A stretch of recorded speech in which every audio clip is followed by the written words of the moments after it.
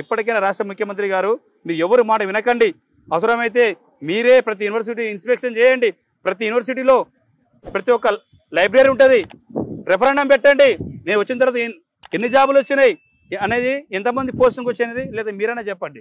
దానికి సిద్ధంగా ఉన్నారు. కాబట్టి అశోక్ నగర్లా, దిల్సుఖ్ నగర్లా, ఉస్మా యూనివర్సిటీ అయినా, నల్గొండ మహాత్మా గాంధీ యూనివర్సిటీ అయినా, కేయూ యూనివర్సిటీ అయినా, వరంగల్ అయినా, నీకు శాతవాహన యూనివర్సిటీ అయినా, కరీంనగర్ అన్ని దిక్కుల్లో పోతే తెలుస్తుంది మీకు.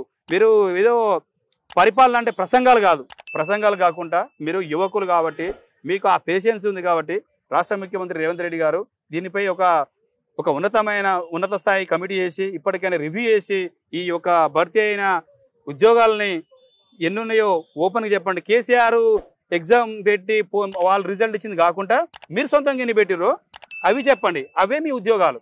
కాబట్టి ఇప్పటికైనా రాష్ట్ర నిరుద్యోగులందరూ బగ్గువన మందికి రాష్ట్ర ప్రభుత్వం మేలుకొని ఉద్యోగాలని చెప్పేసి రాష్ట్ర ప్రభుత్వం డిమాండ్ చేస్తున్నాం.